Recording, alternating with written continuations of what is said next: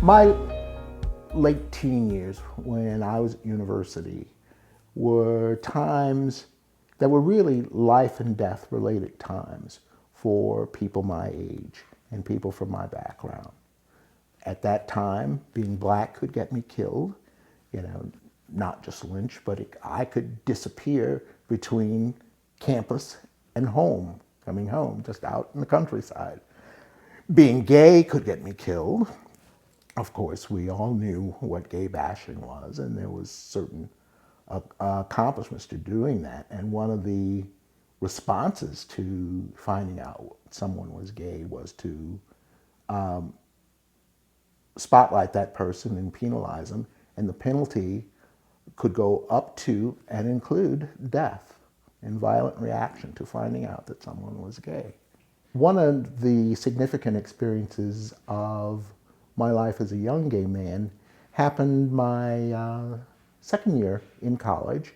I became involved in a sexual encounter with a good friend who lived across the hall from me. And we were pursuing that. And at one point, he changed his mind and said we shouldn't be doing this. And so we stopped.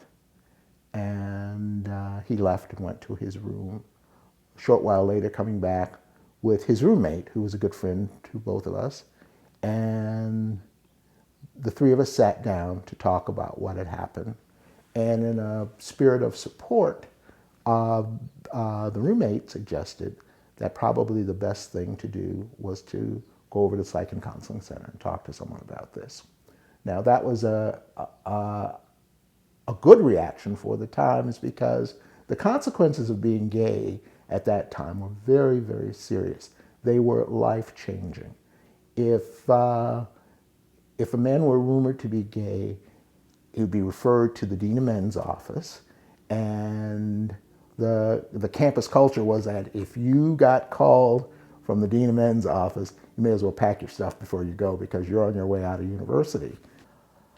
I followed the advice and went to the counseling center, and there the therapist told me that this was just a phase. This happens to lots of young men, not to be that concerned about it and whatever. So he didn't suggest that it was a major issue. He didn't threaten to report me to the Dean of Men or anything like that. So I felt that I dodged a bullet.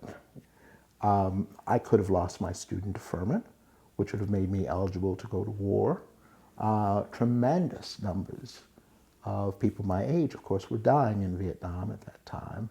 And for black people, that was especially true because black service members disproportionately served in Vietnam. So death was a reality all the way around.